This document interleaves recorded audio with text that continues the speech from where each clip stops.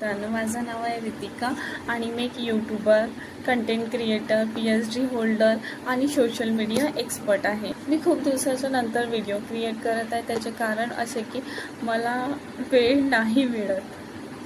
माझे डेलीचे रुटीन हे आहे की सकाळी उठायचं, स्वयंपाक वगैरे करायचं, त्याच्यानंतर घरचे थोडे काम आवरावर करायचे, कॉलेजला जायचं, कॉलेजवरून जॉबला जायचं, जॉबवरून 8-8:30पर्यंत यायचं, सेकंड सेल्फ स्टडी करायची आणि मग झोपून जायचं. हाच माझा डेलीचा रुटीन आहे, ज्यामुळे मला व्हिडिओ क्रिएट करायलाच वेळ मिळत नाही. आज 20 मार्च आहे, त्याच्यामुळे मला असं वाटलं आहे की बाबासाहेब आंबेडकरांनी एक सत्याग्रह आपल्यासाठी पाण्यासाठी केलेला होता, तर आपण पण आज काहीतरी स्वतःसाठी नवीन करायचं. हप्त्यातून 2दा का ना असे पण एक तरी व्हिडिओ क्रिएट करून यूट्यूबवर टाकायचा आणि काही महत्त्वपूर्ण विषयांवर चर्चा करायची. जसे की आज 20 मार्च आहे. 20 मार्च रोजी काय काय झालेलं हे मला कोणी कमेंट करून मध्ये सांगू शकते का? Anything guess?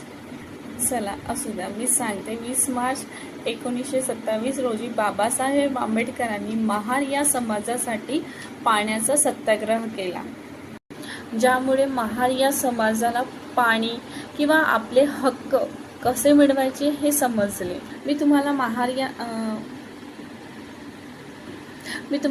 या समाजाबद्दल काही माहिती सांगते. त्या समाजातली मी एक आहे. माझं नाव आहे रितिका गजबी.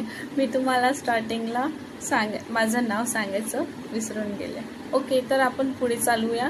ज्याच्यामध्ये महार या समाजाची मी आधी थोडीशी माहिती देऊन देते. ते तर प्रत्येक आमच्या समाजाला तर माहितीच आहे की त्यांच्यासोबत काय काय आतापर्यंत घडत आलेलं आहे, पण आतापर्यंत त्यांना पूर्णपणे जाणीव झालेली नाही आहे.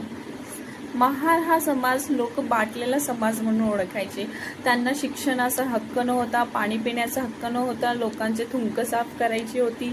सेकंड आहे, त्यांना मंदिरात जाण्याचा परवानगी नव्हती, व्यवस्थित कपडे घालण्याचा हक्क नव्हता, कुणासोबत बोलण्याचा हक्क नव्हता, वर्चस्व शिक्षण घेण्याचा हक्क नव्हता. असा या समाजाला बाबासाहेब आंबेडकरांनी आपले हक्क कसे मिळवायचे हे समजून दिलेले आहे. आपल्या हक्कासाठी कसं लढायचं हे या सत्याग्रहामध्ये सांगितलेलं आहे. बाबासाहेब आंबेडकरांना खूप दुःख व्हायचे की त्यांच्या समाजातल्या लोकांना पाणी पिण्याचा हक्क नव्हता. जेव्हा बाबासाहेब आंबेडकर कुठे पण जायचे तर त्यांना लहानपणापासून तर म्हातारे होतपर्यंत त्यांना पाणी स्पर्श करण्याचा हक्क मिळालेला नव्हता.